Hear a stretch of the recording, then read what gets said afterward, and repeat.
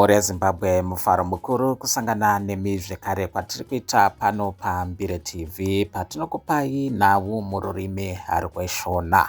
Right, nezuro padandemutande pakapisa zvikuru nyaya yemotakedhi yakuda kwashe tagwirei.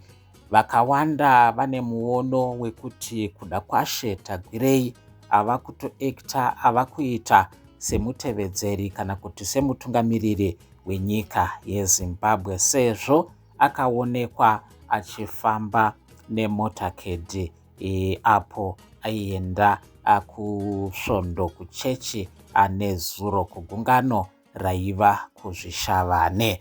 Naizvozvo pane muono wakaitwa neruzhinji rwenyika yeZimbabwe padandemutande apo vakaona motakedhi yakuda kwashe tagwirei ichidarika patollgate isina kubhadhara tollgate fee, izvo zvakaita kuti vanhu vave vaine kuchema-chema, vave nekukomplaina kukuru.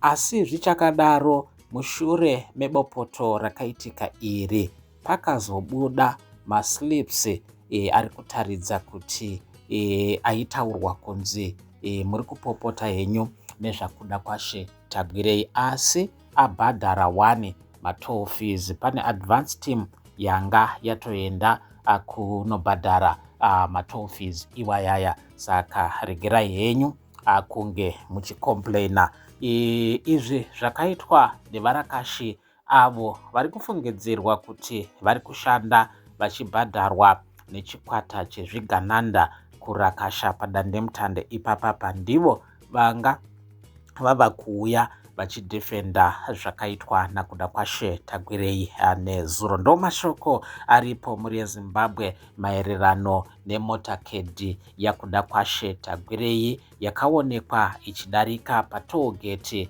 asi isina kunge pasina kubhadharwa, yaidarika nenzvimbo kana kuti nemugwagwa unowanzochengeterwa maVIP kusanganisira mutungamiriri wenyika.